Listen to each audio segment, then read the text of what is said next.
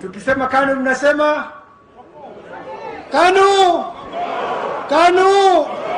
Na tukisema ODM mnasema ODM, ODM. Alafu tukienda kwa Wiper, Wiper. Nasema asanteni sana kwa nyinyi wote kuja. Nasema pia kwa vinara wote asanteni kwa kuwa hapa. Nitachukua pia nafasi hii nikitambua the excellencies here, tukianza na excellency Gideon kule mwisho, tuje kwa baba na nyimbo wanapenda inaitwa Rero ni Rero. Nafikiri hamjajua hilo neno ni la kutoka kule Mombasa. Na maanisha ni leo. Tutakubaliana. Rero ni Rero, ni leo ni leo. Si mwajionea wenyewe. Mwaona asiye na macho, aliye na macho haambiwi tazama. Sasa mwajionea wenyewe, na namhakikishia mimi mwenyewe sina tashwishi. Hao viongozi wetu akiwa hapa, CJ akiwa hapa, Kalonzo akiwa hapa, ni watu ambao watatusikiza kama Wakenya. Ni watu ambao watatusikiza shida zetu. Sera ni zile zile, utazisikia mara nyingi: ardhi, mashamba, makazi, lakini kunakuwa na jambo la utendakazi, utekelezaji. Sasa hawa ndio wenye kutekeleza. Tofauti iko hapo. Nasema tena asante. Nitaondoka kwa kumwachia nafasi party leader mpendwa Cyrus Jirongo aongee na nyinyi. Asanteni sana kwa kuja. Asanteni zaidi. Asante. Tusimame tumkaribishe Mheshimiwa Cyrus Jirongo. Haya, DJ shikilia kidogo. Haya, wacha tucheze ingo kidogo baba. Mapeka si ndio? Wapi Waluya nduri ya Waluya ndani ya nyumba? Haya DJ tupatie. Mapeka hii. Mapeka baba, mapeka kidogo. Yes. Shik. Wapi mikono juu ya Jirongo? Mikono juu. Mikono juu. Mikono juu. Shik. Sini ya Kalonzo.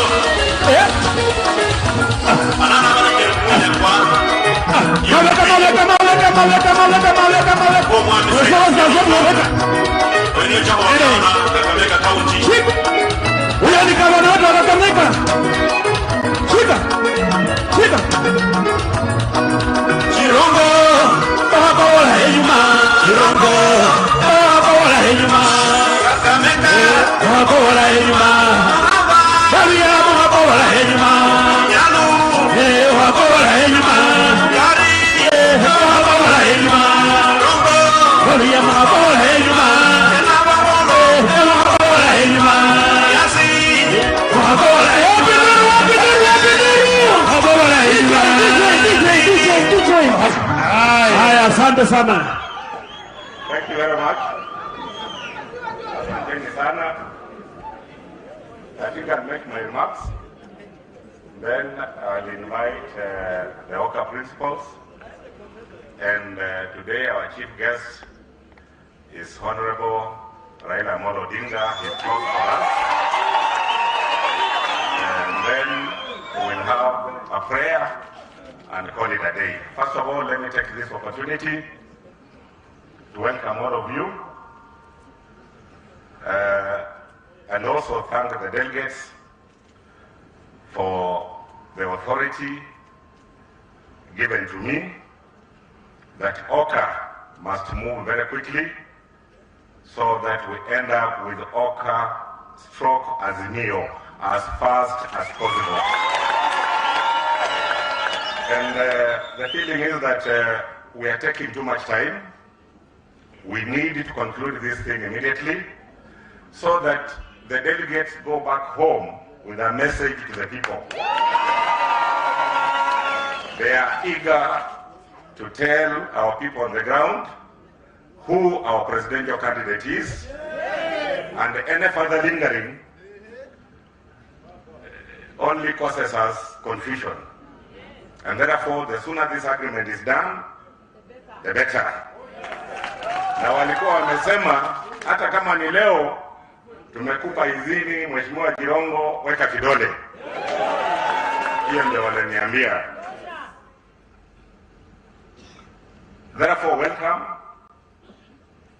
Mheshimiwa Raila, Mheshimiwa Stephen Kalonzo, Professor on behalf of Martha Karua, who is currently in Juba. She's delivering a speech to women there. My brother and friend, the party leader of KANU Fresh, Mheshimiwa Jirongo'S, delegates. For the past 10 years, ordinary people in Kenya have been saying the same thing. This country is headed in the wrong direction.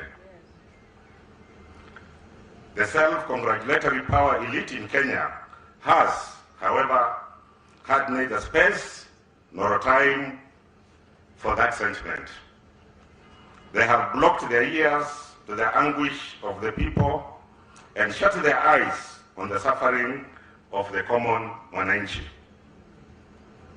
Their response to the nation's pain has been to drive the country deeper into peril and penury.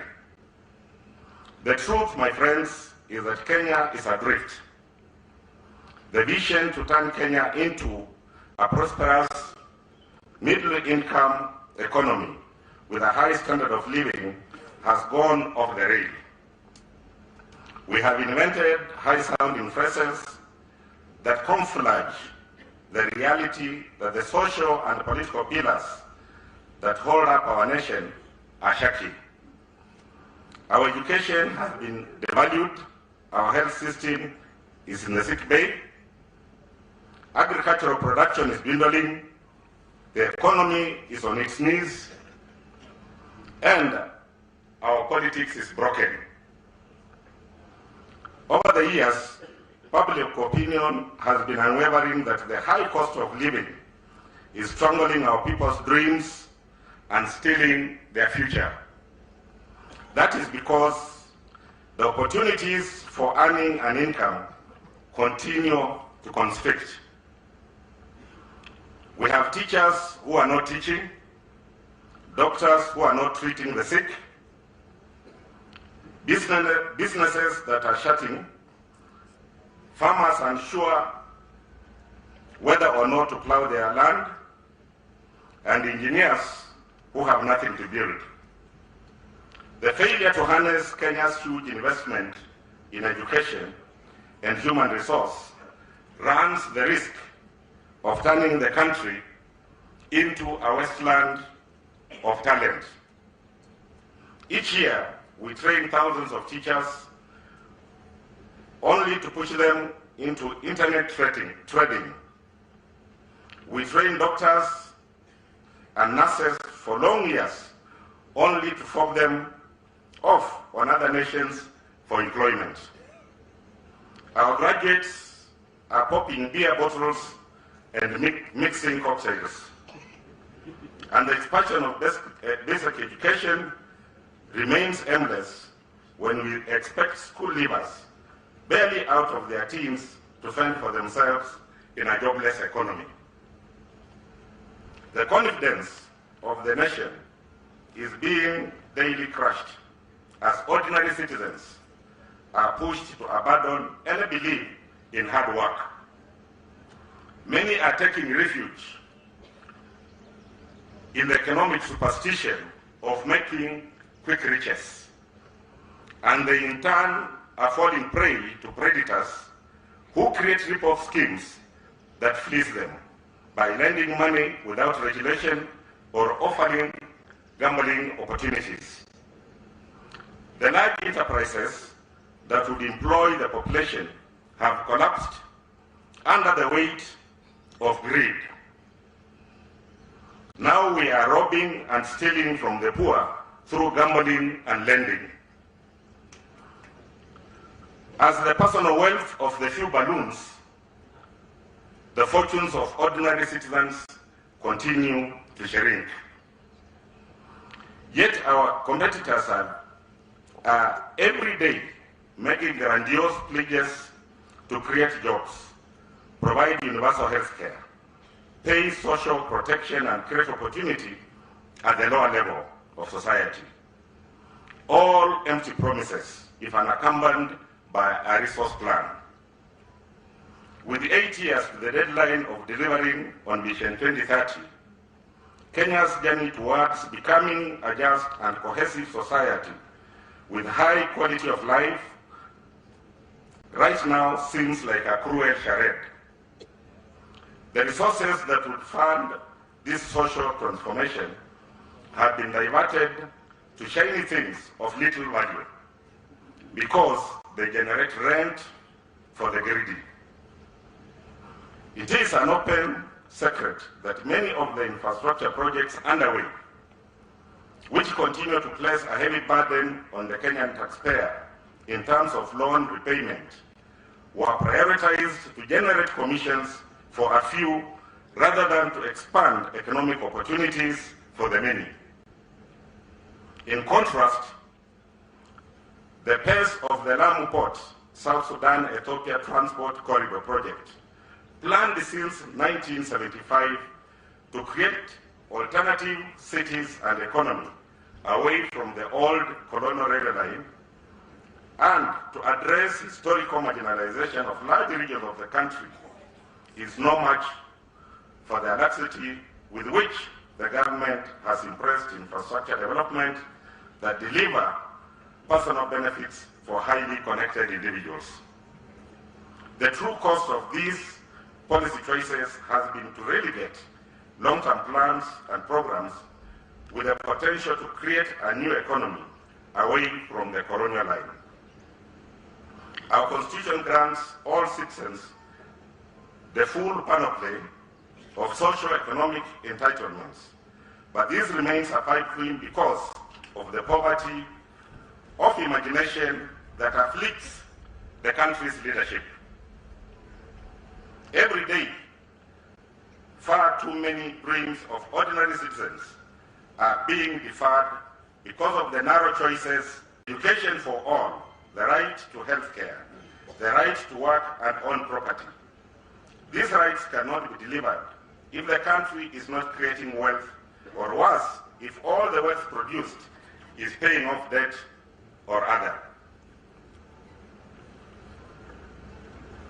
The poverty of imagination in managing the country's development has created a narrow service consumer economy that imports more than it exports. Na hata ukienda kwa barabara mkiangalia, the roads going towards our port in Mombasa, they are okay. But the side that is coming from Mombasa is destroyed because all we do is to import. The feeble economic strategies of the past decade, whose legacy has been to weaponize the economy for personal and political ends, has derailed the country from the path that would deliver prosperity and peace. The quest for a political order that captures and reflects the hopes and dreams of the people is a mirage because of the poor economic choices the government has made in recent years. Kenya's economy is suffocating in the armpits of Chinese and other foreign creditors. We just need to free it to breathe and administer a good dose of oxygen. The first signs of debt trouble are when a country asks to reschedule its loan repayments, something Kenya has already done twice in the past year. The country is in the middle of a debt crisis with serious risk of distress and no vision of relief in sight. The government's appetite for loans has found new borrowing to repay older loans. Debt repayment is frittering away the rights the Constitution grants. The first law of holes says that when you're in a hole, you stop digging. Now, from the brokenness of politics, Kenyans are being presented with an impossible choice between two sides of the same coin. the opposition in government and the government in opposition. There is really risk that the government's performance over the past decade will escape public audit and scrutiny. The current contest for power threatens to exclude the majority of Kenyans who feel that our politics is growing insular and uncaring.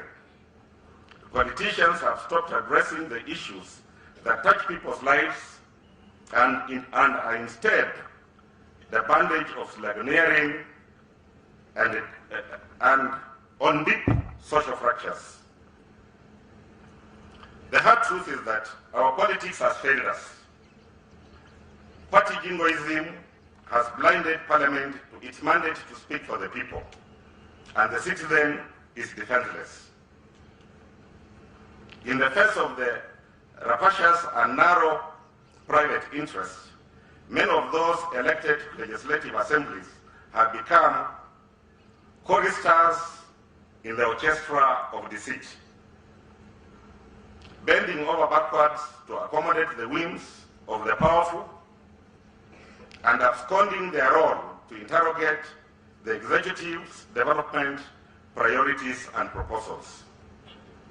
The legislature's negligence has handed the government an open ticket for uncontrolled borrowing with its own attendant consequences. The political leadership of this country has mortgaged the future of an entire generation to foreign lenders without a thought to the return. Every child born in Kenya today voices a first cry and instantly acquires a debt of 150,000 Kenya shillings. Everything is weighed down by tax, and the shilling slides against international currency, so does the debt rises. Conventional wisdom says insanity is doing the same thing over and over again and expecting different results. The economic model Kenya has pursued has taken us this far. Now we need a brave new vision that converts the potential of the country's human and material resources into wealth. The government must do better. Its role to fuse the country's youthful, educated, globally aware population into a productive force with Kenya's natural resources. There are some dry-eyed people who continue to defend Kenya's indebtedness.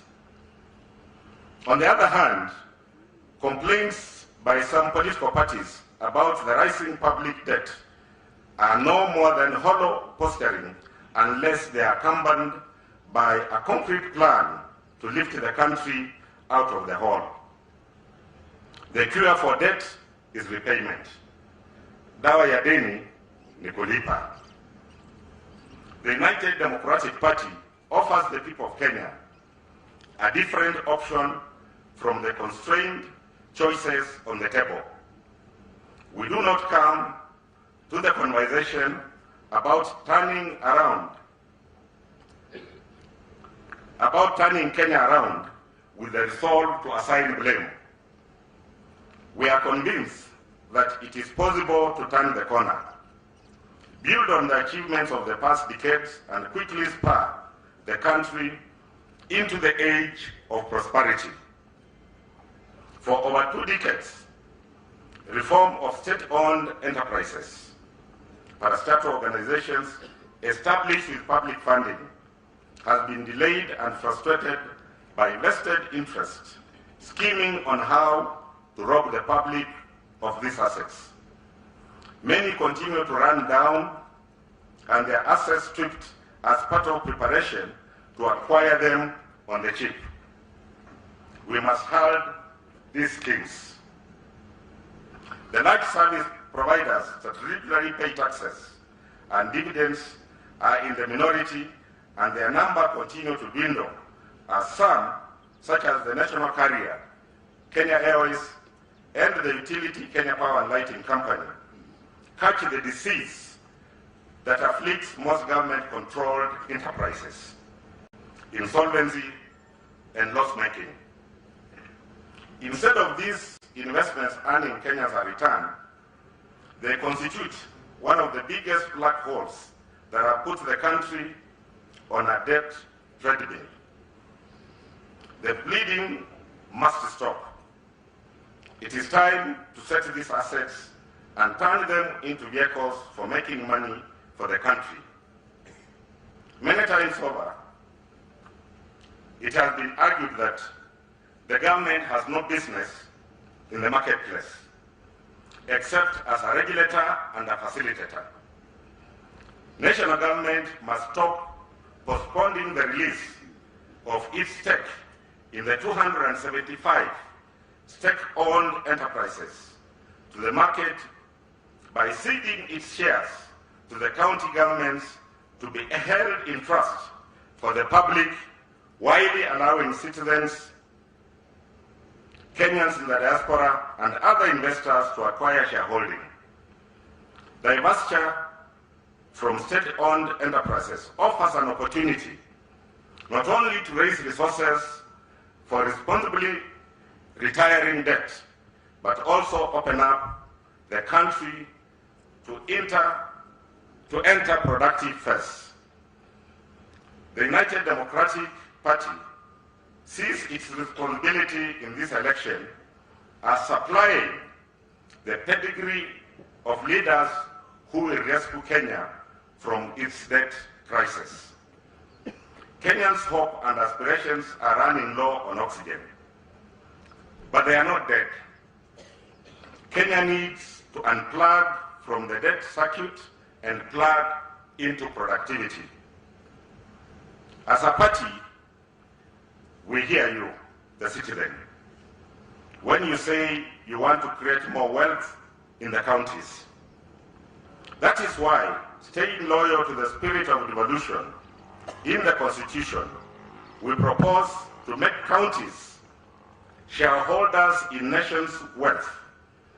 We seek to attract capital into erstwhile state-owned enterprises by turning them into public-owned businesses, correcting their governance deformities, and linking them to the natural resources in the counties. Last year, the mineral map of Kenya showed proven deposits of titanium, gold, coal, as well as significant deposits of copper, niobium, manganese, and rare earth minerals, and other minerals in at least 22 of our counties. That is half the country. Already, artisanal mining is being undertaken in many counties, but it is neither organized nor mechanized, thus bringing little benefit to the people or the areas from which these resources are extracted. The new public enterprise we want to create, in addition to the state-owned ones being released onto the market, open the door for exploiting the country's mineral resources, not only by mining, but through value addition, which would create employment opportunities for Kenya and the region. Once these institutions, which are spread across Kenyan counties, are adequately capitalized, it is feasible for each of them to increase their labor 1,000-fold. Kenya cannot become a net importer of labor. Kenya can become a net importer of labor by treating our friends and neighbors with respect. Kenya can become an economic powerhouse that shows the region and indeed the continent. Over time, the enterprises will expand into region and the world to demonstrate that it is possible to prosper from the resources at our disposal. Kenyans have proven time and again that when they go out into the world alone and friendless, they conquer mountains.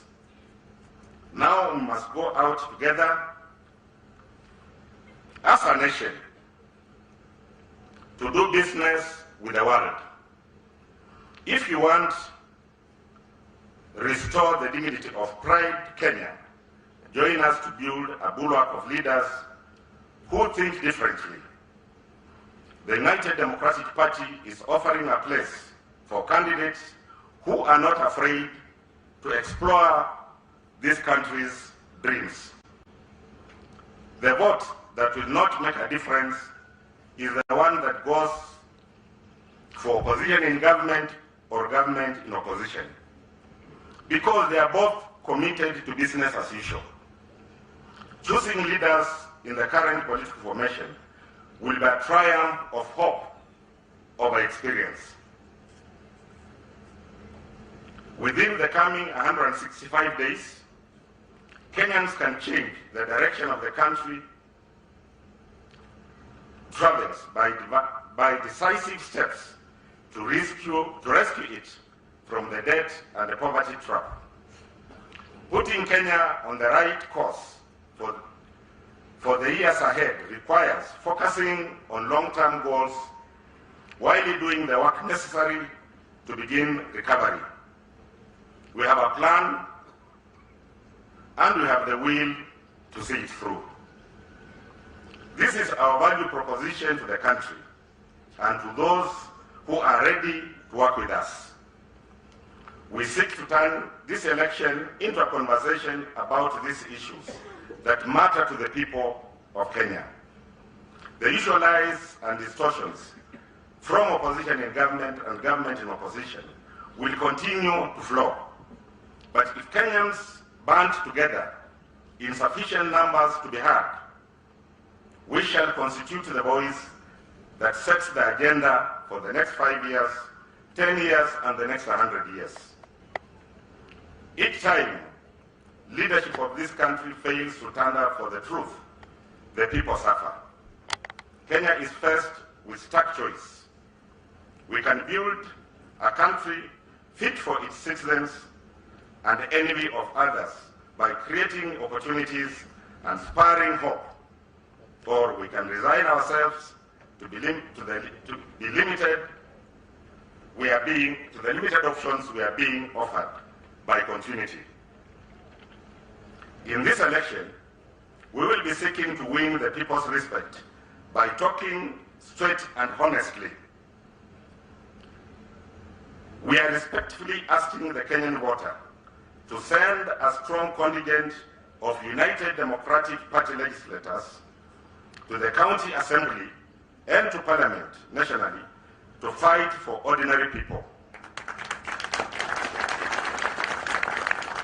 to assert the dignity of the common wananchi, to restore value of education and breathe life into the dreams of happiness and prosperity for all, and give meaning to their sovereignty.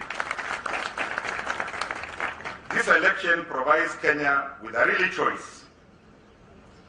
Vote for the changelings who evolve their slogans and platforms every election, or those who can really make a difference. We beseech you to secure victory in the election for your children and your children's children. We want this election to be a victory for Kenya.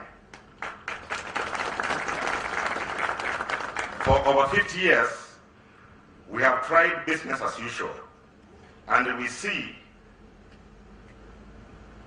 where it has got us. The needs of our country continue to expand, but the means of addressing them remain limited. This is the time for something different.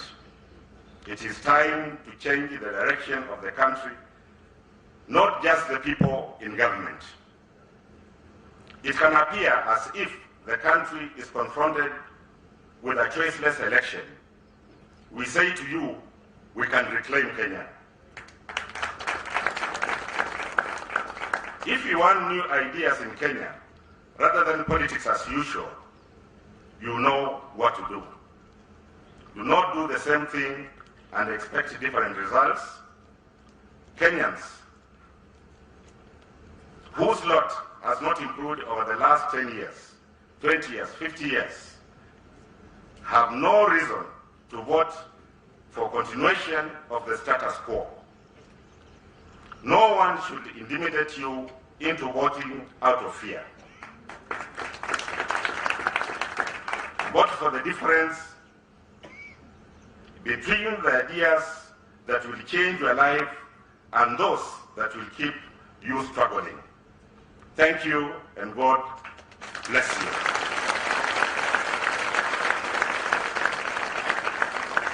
Kwa hivyo, kama UDP, we are not presenting a presidential candidate. But we are clear on where we want this country to go. We are clear on the problems this country is facing.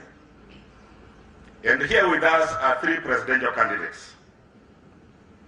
It is their turn to tell Kenyans, myself and Martha are not offering ourselves as candidates, but it's their turn to tell Kenyans exactly what they intend to do with this country. You will allow me now to be the master of ceremony. As I told you, Honorable Mother Karua is out of the country, so I'll invite the representative he has sent. He will introduce himself and make a few remarks, and then I'll go with age. Tuko na kitita mimba Gideon Moi aseme kidogo kwa sababu yeye miaka yake ni michache kuliko hao wengine. Alafu nafikiri Right Honorable is older than Mansivo, and therefore Right Honorable will close with his remarks. And I'm not limiting you, particularly the 3 presidential candidates. Tell us, what do you want to do for us? How will you deal with the issues I've raised? Thank you very much. Karibu, Professor.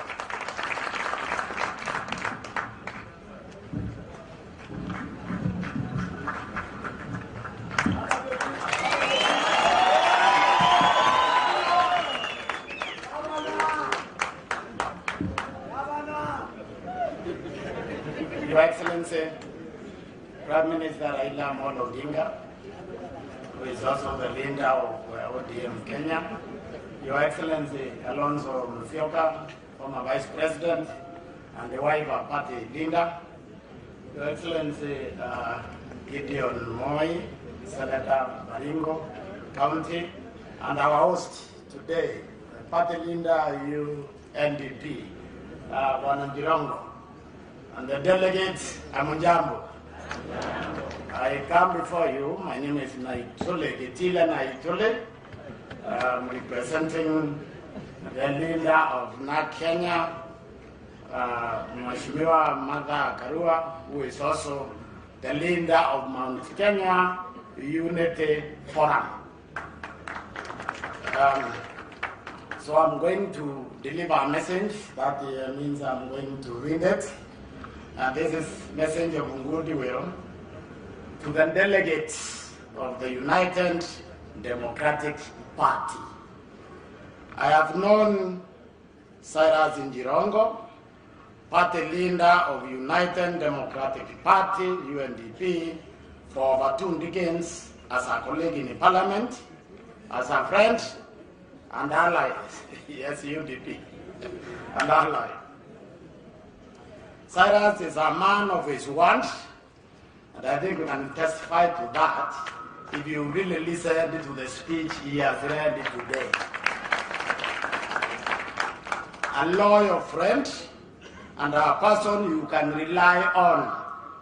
Today, we stand together in solidarity with the United Democratic Party as principals in One Kenya Alliance, and as parties who share common ideals and the vision for Kenya. A vision of a united, prosperous, just and inclusive nation where the rights of all are respected and the opportunities shared. We congratulate the United Democratic Party and its leader, Cyrus Jirongo, on its journey so far and send our best wishes as we prepare for the August general election. May our unity and the unity of our beloved nation prevail. God bless you and God bless Kenya. So I want to just add this, that Mother Karua stands with Jirongo Kilarion Ko when he closes his speech, that the time for this country to dispense with the politicians and look for leaders has come. Politicians are preoccupied with the elections and the programs. Leaders are preoccupied with the next generation. We are looking for a leader who will take care of our children and their children's children. Thank you very much. God bless you. Sasa tunakuja kwa wenyewe, presidential candidate wa KANU, Mheshimiwa Gideon Moi, karibu.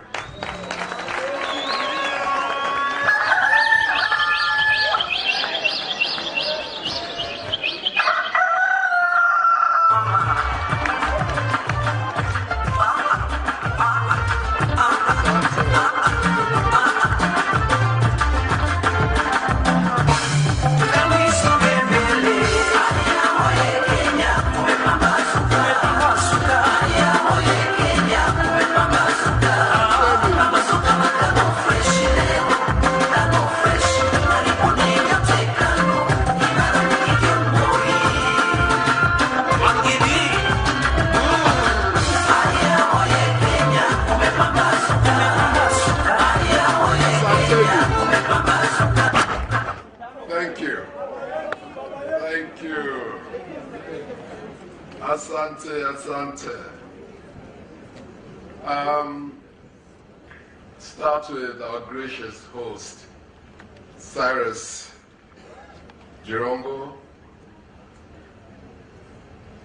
the Iron Lady represented ably by our friend Professor. There is my friend, His Excellency Kalonzo Musyoka, and my friend too, Right Honorable Raila Odinga. Today is not our day. Today is your day as UDP delegates, and more importantly for me, on a personal level, it is Cyrus Jirongo'S day.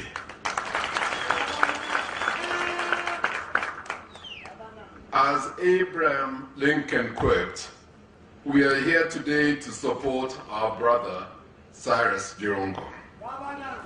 Not because it is safe, not because it is politic, not because it is popular, not because it is convenient, but because it is right.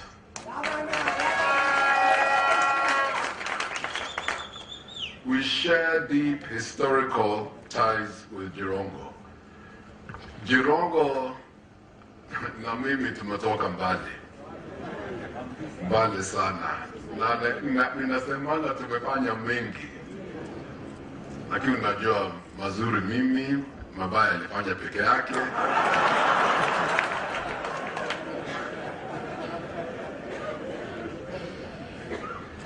Na Jirongo came from very humble background. Kutoka huko Lugari, pale alizaliwa na wazazi ambao walikuwa wanafanya kila kitu kuhakikisha watoto wao wapate elimu, wapate nafasi kwa hii dunia kama watoto wengine, na Jirongo akachukua hiyo nafasi. And he came from all the way there, kutoka huko mashinani, Lugari, mpaka leo tuko na yeye hapa pamoja. Na amefika hapa bila kutumia ile njia ambayo wengine wamezoea. And it was during those journeys that we came to know each other. And it was during those journeys that he started involving himself in politics. Sababu Jirongo ni mtu ya biashara. Kila mtu alikuwa anajuanga ile niatani ilikuwa inaitwa ile na Jirongo. So that's why nowadays I tell my brother Steve-O, because Steve-O anaitanga Jirongo hurricane. So I told him now to watch amalize hii delegates conference, tuingie sasa kipindi kingine, then we do only one thing. We weaponize Jirongo. Unajua weaponize Jirongo ndio nini? Bas. Ambuke Western vizuri, alafu tutembee sasa.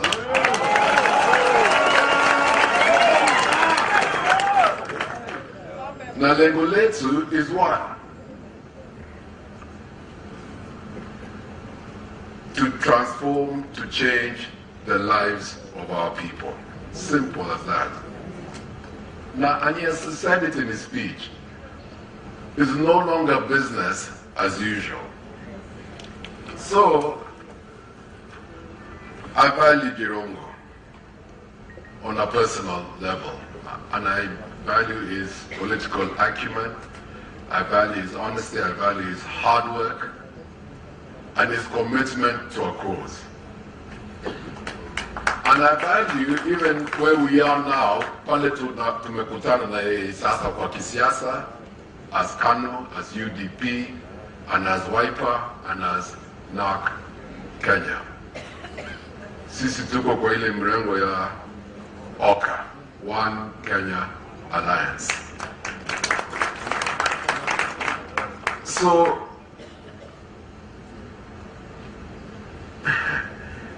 nimesikia wengine wanasema tuungane tuende ile na wengine. What we have said kama OKA na my senior, His Excellency Kalonzo atasema na aseme mengi, is we've said tunataka sisi a structured dialogue. And we do things and conduct ourselves in a manner which will be transparent and in a manner which will bring confidence to our people and to those who we lead, and confidence, most importantly, to Kenyans. So whatever we will bring there, it is something which Kenyans themselves will be proud of. And it is a formation which will last. Unajua ni kama huwezi hata ukitongoza msichana, huwezi hivi alafu hata utaenda hivi tu. Unataka something built on strong foundation. Sindio? Watu watoto, wajukuu. You said that was a good marriage. Sindio? That is what we want. But we want to assure you and other Kenyans, there are those we can do business with, and there are those we cannot do business with. Ile wako na akili and can read between the lines, understand very clearly. Sindio? Now, it is the values, ideas, and principles of what Jirongo'S has been talking about, the economy, in empowering the citizens, zero tolerance to corruption, that bring us together. And one of the things which I like to say, as OKA, we believe that the focal point for accelerated development will be the ward. Yani tuchukue tuchamushe uchumi kwa uko mashinani kwa ward level. When we bring out our manifestos, you will all see that. But there is something I want to tell you all. It does not matter which economic model tutatoa, how ODM itoe, how wengine watoe. As long as you do not have good governance, and you do not have zero tolerance to corruption, ni bure. Ni bure. Utaimba, utasema, tutafanya hii, nitakupatia hii, nini. Lakini ufisadi kikuwa mbele hapo, ukiona tu utasema wacha wasumuze tu hawa. Tunajua dawa yao. Ndio sisi watu wa Kano tunasemanga, ukipatia sisi nafasi, wale ambao wanapora mali ya wananchi au mali ya umma, tutafanyaje? Kichwa kando, mwili kando. Hiyo ndio dawa. It is drastic, I know, but you have to deal with it in a drastic manner. If I'm too extreme for you, na uko pande hii, then let's meet in the middle. But we have to stop it. And we cannot baby around with corruption. Ndugu zangu, we cannot. Sababu itafika wakati sisi tutatoka, tutakuwa wazee. Kama sasa nimeona mzee Kangumu, Fred Ngumo, ako hapa. Itafika wakati hata sisi tutakuwa rika ya Fred, na tutakuwa huko, nyinyi utakuwa hapa, na mnataka kuimba hiyo nyimbo tu ile, to fight corruption, governance. No, you need another story now to deal in your life. So, nikimaliza, I want to say this. We are back to business as Kanu. Our ideology is simple. You should have control over your life and your livelihood with minimal interference from government. We agree that exactly with the UDP. Our obligation is to look after the poor and marginalized and remove the burdens that prevent a majority from prospering and restore the decency of living within our borders. Period. So today, as I celebrate my brother Jirongo and his delegates, we shall walk the walk together with them in Oka and your good selves. And with the formation ambayo itakuja huko mbele hivi karibuni, look out for it. My prayer for you, mwezi ya nani, tarehe, kila mtu atoke.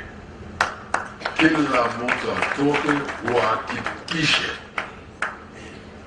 kwamba umebadilisha maisha zako. Tafadhali. I pray for that. God bless you all. God bless you, Cyrus Jirongo. Asante sana. Umemsikia Kanu Fresh, si ndio? He's a statesman, isn't it? Umemsikia vizuri? Wamekubali. Karibu, you are on the way, utafika hapo. Now it is my turn to welcome the Wiper Party leader,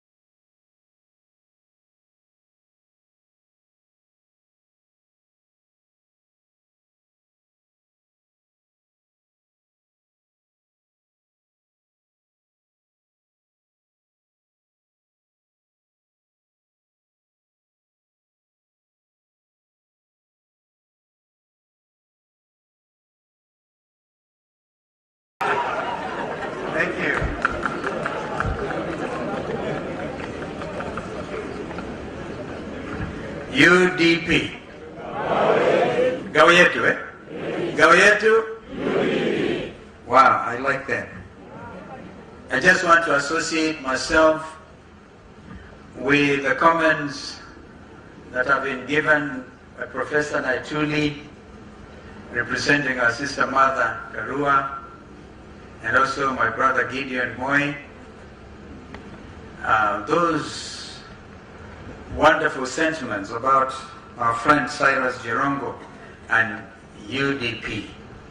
But Cyrus, I want to surprise you. I read the Bible quite a lot. And there's a story about Cyrus in the Bible, in the book of Isaiah 45. Listen to this, Cyrus.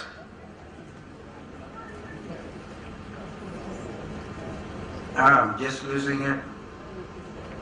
Thus says, it's actually at Isaiah 45 and verse 1.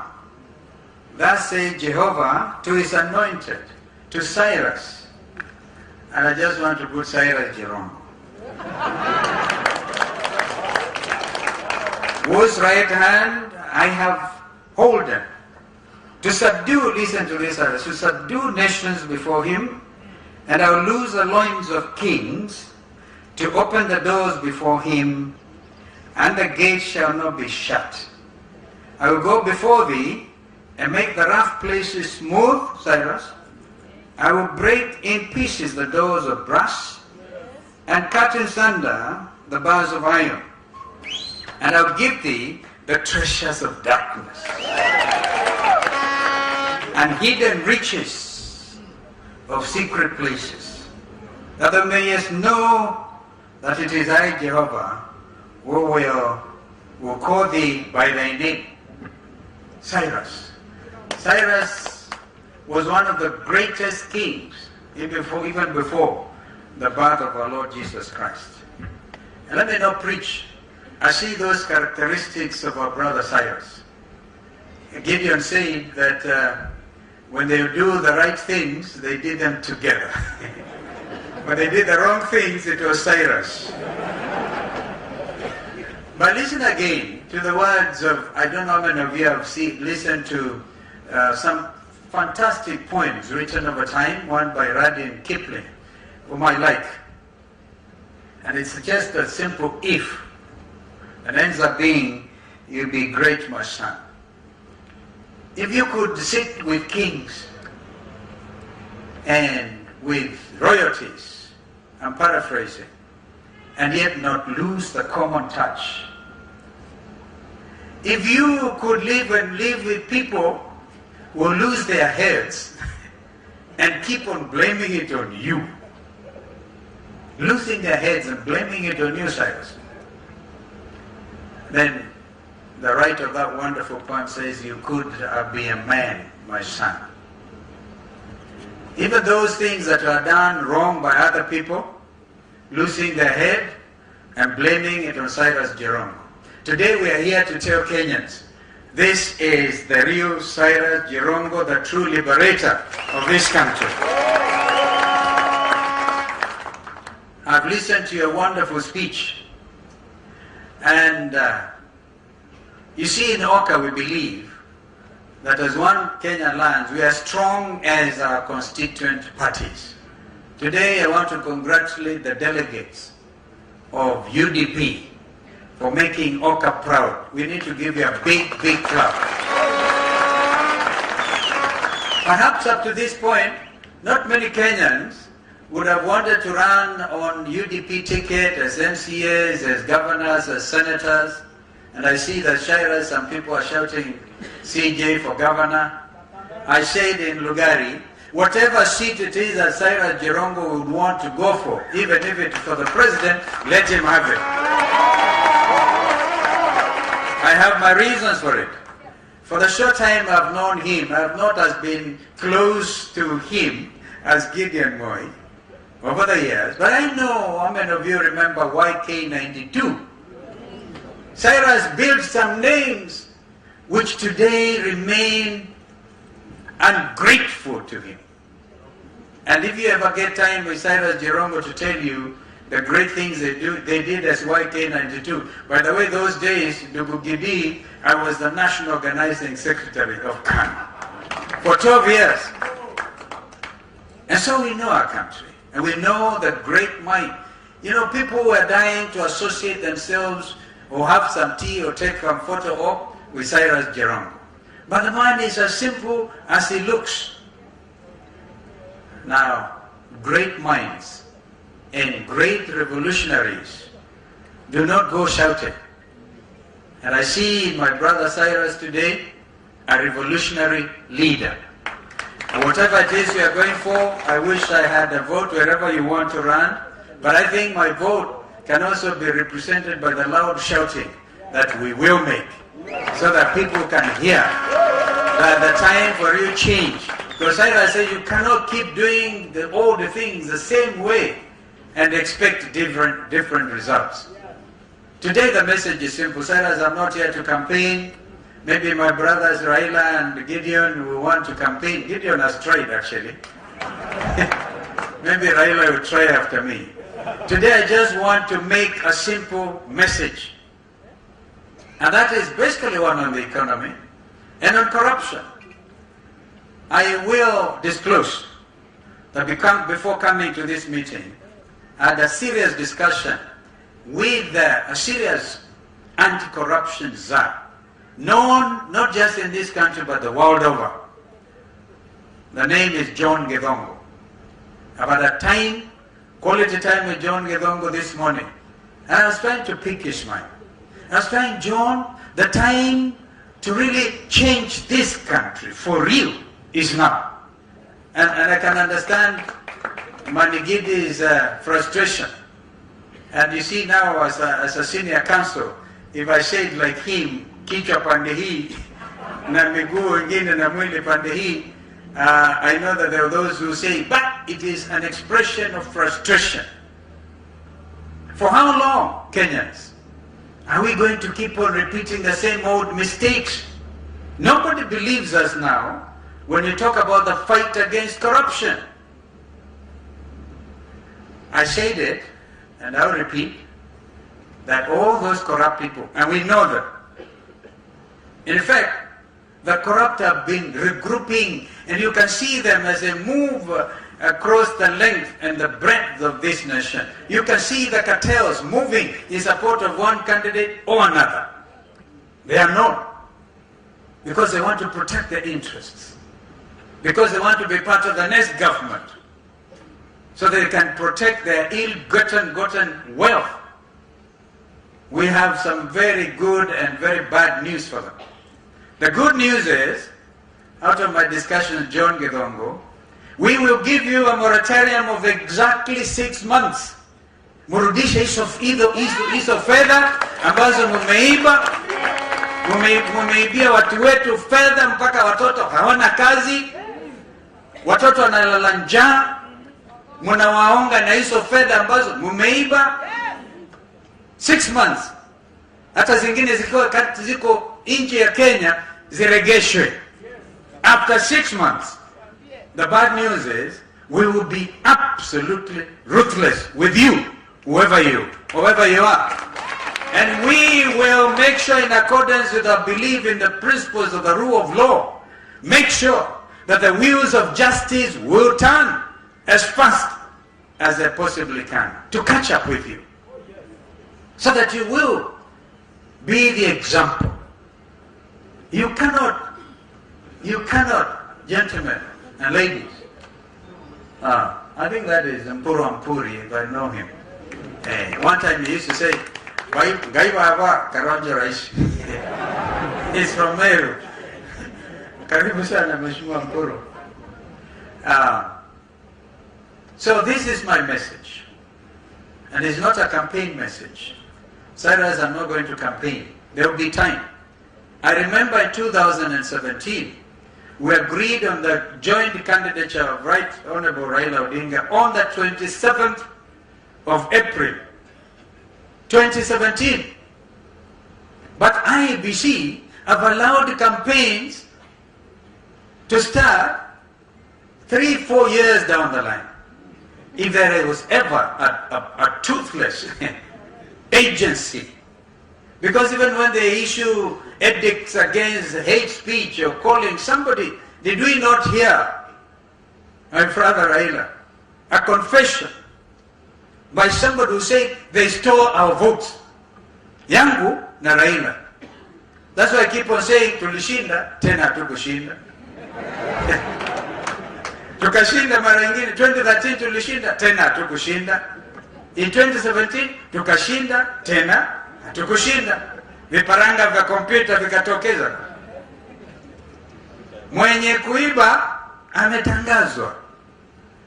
Leave alone the Honorable Sabina Chege, for goodness sake. She just said what was in her heart.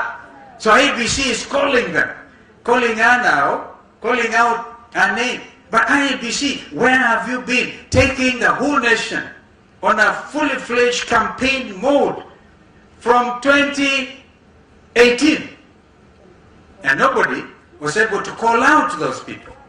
Because in a hurry to hide their stolen money, confuse our youth and our women with very strange economic models. We have said, in order to reclaim the glory of this nation, as Brother Gideon has said, within our borders, we will have to work hard. I've talked of 24-hour economy. It is doable.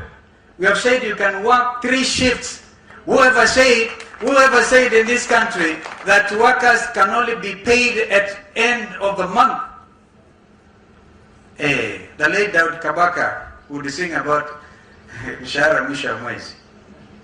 We have now, in order to increase the velocity of money, pesa mfukoni, we get money circulating after every 2 weeks. After people are working for 24 hours and 3 shifts and making Mombasa, our port city, a free port, Lamu, a free port, then it will even make sense with this standard railway gauge. So, Cyrus, I don't want to campaign. This is your day. This is your day. As I said, perhaps Raila will speak. But again, Gideon has been very clear. I have nothing useful to add. Lawyers will tell you they have nothing useful to say. I agree absolutely with the opinion of my brother Gideon, and have nothing useful to add. Only that we as One Kenya Alliance believe in the unity of this nation. And if I heard correctly, because I've not followed very closely what Azmi have been saying, it looks like we are singing the same language of national unity. But we are stressing honesty and engagement. Ndugu Cyrus, the hurricane man. One time, before Ndugu Eta left us and my DVD, I had nicknamed him Mr. Ropeman. Alikuwa anabeba kamba kwa mfuko wake because he's in a hurry. You heard him say in a hurricane style that not the one which made the landfall in Madagascar, that even delegates want to know who is the presidential candidate before they leave. That is a hurricane man. But he could also be carrying a rope to rope in people. I really admire the speed, the strength of character and the clarity of mind that our brother Cyrus Jirongo has. And so, structured dialogue, honest conversation, no holds barred type of thing. And then the media will come up with amazing headlines. The indecisive kingmaker. Why is it that they are, wananiangalia tu mimi peke yangu? Siwaanze na Gideon Moi, waangalie Cyrus Jirongo, waangalie Martha Karua. What are you in a hurry to do? This time round, we will get this equation right. Trust me. So that this country will be forever free. And leadership will be seen to be what it is. The beacon of hope. When we say good governance, the rule of law, every Kenyan will believe us. So, Mungu abariki sana wana UDP. Ndugu Cyrus Jirongo, may you live forever. Remember Isaiah 45. Yani ile secret wealth utapata. Na ukipata hiyo kuja saidia One Kenya Alliance na usaidie Kenya. So thank you so much, and I'm happy to see my brother Raila Odinga. Pole sana kwa safari na mambo mengi. Mungu akubariki pia. Thank you.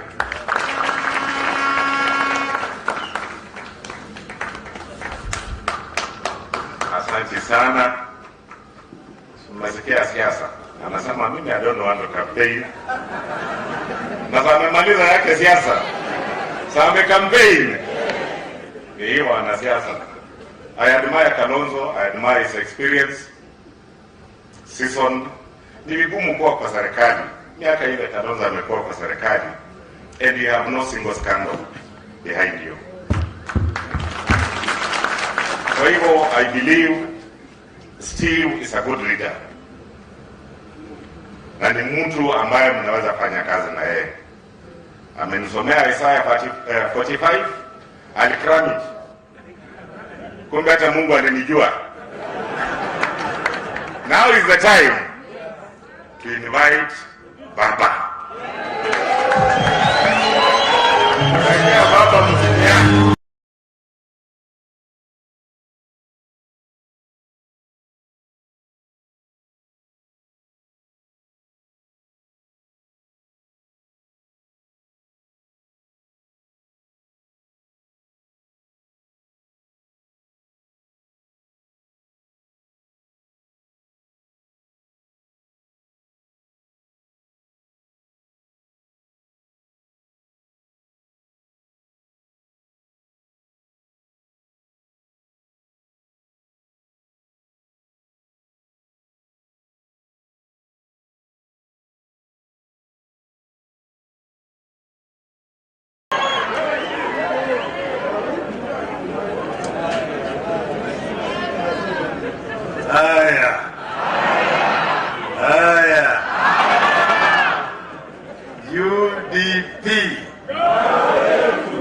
UDP.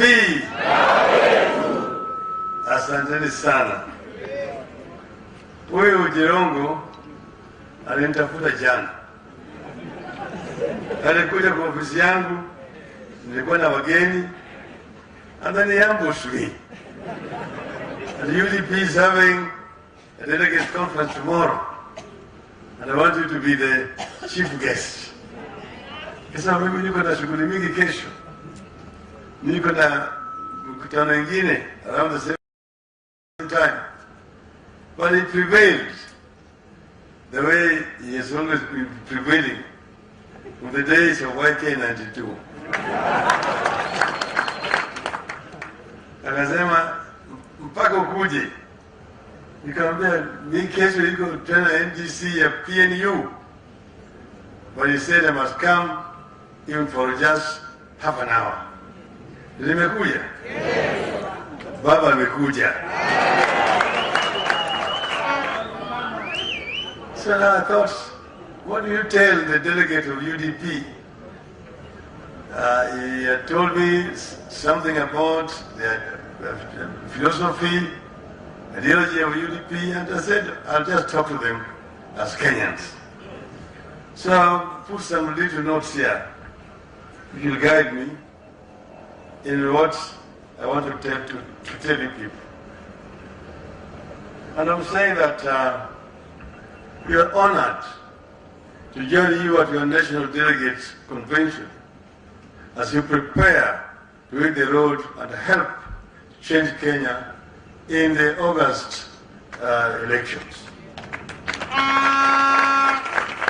Because this party shares our greater vision for a better Kenya, bringing the people together, I'm happy to associate with it. Great things happen when Kenyans come together. Today, Kenya, like many nations, faces numerous challenges as Cyrus Jirongo has enumerated. Our economy is not strong enough to care for our people. But remember in 2002, things were just as gloomy, and we came together, and things changed. Today, our youth have no jobs. Our elderly are not adequately taken care of in retirement. Our agriculture is unable to feed our people and to earn us adequate foreign exchange. Teachers in our schools, just like the parents, are feeling squeezed. University academics and non-academic staff, doctors and nurses are all living in duress. There can be no doubt that this country needs a massive investment in sectors like manufacturing, infrastructure, healthcare, and information technology to create wealth and employment for our people. Virtually all Kenyans are caught in daily battles to make ends meet. Virtually all Kenyans are caught in a feeling that however hard they try, they just can't get a breakthrough. There can be no denying that the country needs massive efforts to promote and protect the small-scale businesses from unfair competition, particularly from foreigners.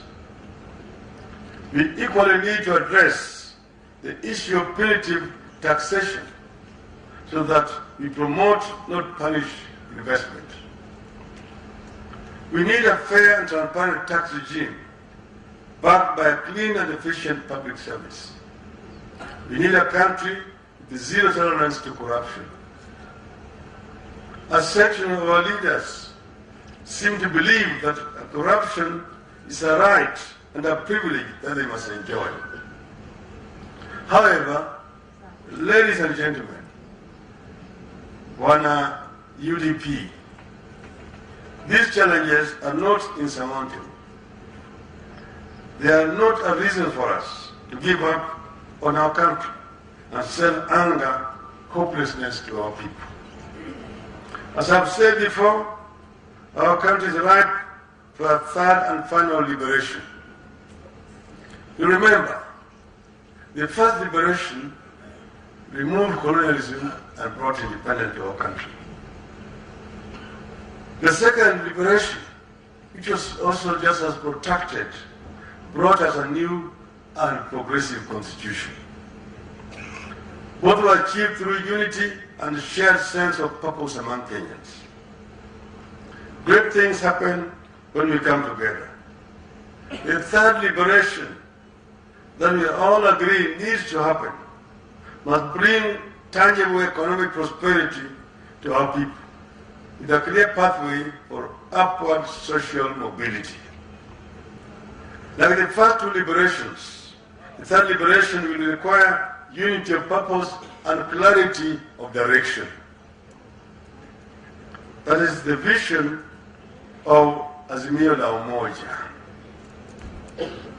Hiyo ni shabaha na Azimio la Umoja. We are determined to create the political and ideological unity that we require to confront the problems affecting our people.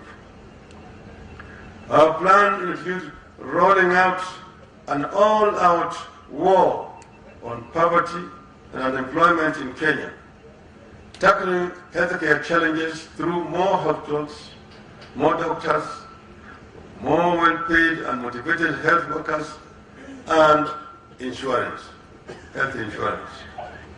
We plan to create a broadly shared and widely supported vision on education of our children, with more schools, more trained, well-paid and motivated teachers, and focused learners.